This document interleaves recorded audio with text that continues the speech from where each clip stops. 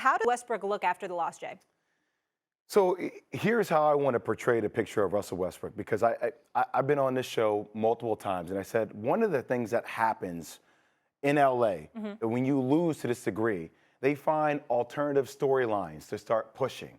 And I said that the Russell Westbrook media reality show was going to begin. And that's what has been happening, right? Each and every day, you've been seeing Russell Westbrook at post pressers, and I'm not condoning his action. He's getting frustrated, but it leads to all this type of stuff.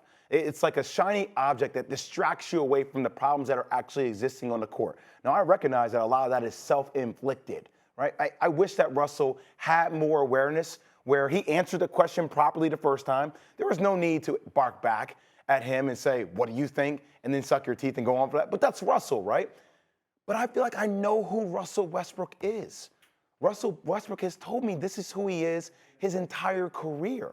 And it just feels like it distracts us away from the fact that this roster is poorly constructed. Now, I know LeBron James and Russell Westbrook have a lot of dealing with that. It distracts me from the fact that, hey, they don't have shooters.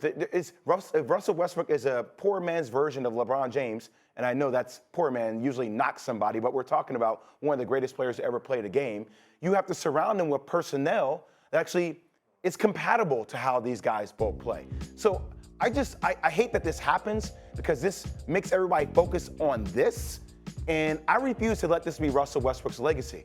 The guy averaged a triple-double for 3 consecutive seasons. He will go down as a Hall of Famer. And this, to me, as a former athlete, proves it's hard to win championships, man. It's hard for everything to come together and click at the right time with the right pieces and the right coach to get these things done. So I refuse to be on this guy on the side that just comes out and annihilates Russell Westbrook today, because I think it's gotten to the point of it's overboard now. I actually was happy Russell admitted that he doesn't have the answer. Because, and I actually think for the last month, Westbrook's played his best basketball of the year for the Lakers. The last 15 games, Molly, he's averaging more points, his shooting is up, his turnovers are down. It's still not what the Lakers wanted, but it's better. He's actually played better.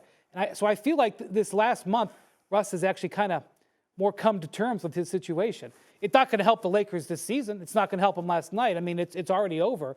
But one of the things that was frustrating me about Russell, and one of the reasons why I don't think he was a sympathetic figure for a lot of this year, is because he was so hard-headed about everything. He's out there still playing the same way he was playing when everything was failing. So the fact, I mean, if you look at his numbers from November and December, I mean, he was averaging 5 turnovers a game. You look at the way he's played the last month, it's like, it's livable. And so I actually think if Russ had acted and handled his business this way back in October, November, we might be having a different conversation right now. 2 questions for both of you. How do you see him as a sympathetic figure now? And that's the thing, like, he was really upset. Especially after that exchange. It's mostly more from where he was, Molly, because, you know, the Westbrook thing. Yeah.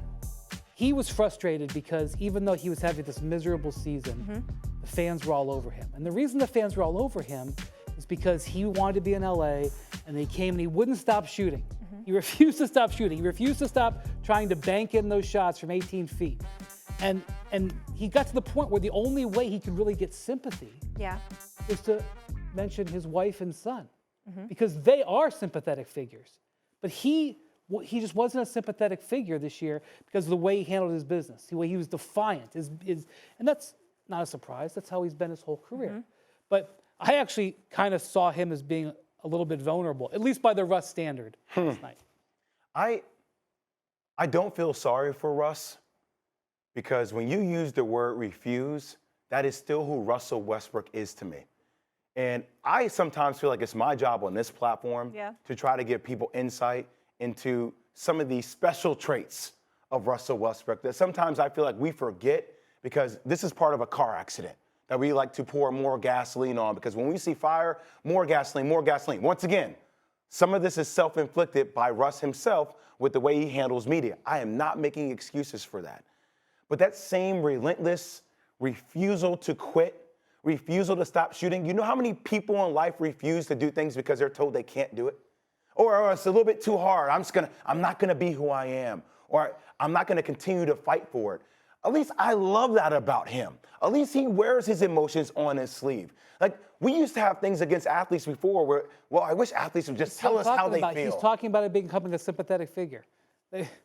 Because you're basically showing saying sympathy he's being for it. authentic, and he is who he is, and he's staying consistent regardless of the media reaction. But let me ask you this, because you brought up his legacy, and what I'm curious of, what was his legacy prior to coming to the Lakers, and what do you think it's becoming now? Because you said, I'm not buying into this legacy. What is that? Well, I'm not buying into how people are trying to create a legacy that he's a loser. Like, okay. That's the direction it feels like it's going. Russell was 101. I mean, the guy averaged a triple-double for 3 consecutive seasons. And just look at the numbers. At the end of the day, he's going to be a Hall of Famer. Does that equate into winning a championship? Did it equate into winning a championship for Charles Barkley? Do I think less of Charles Barkley because he didn't win a championship? I know the common everyday person will say, well, you never won anything. But Charles Barkley is still a Hall of Famer.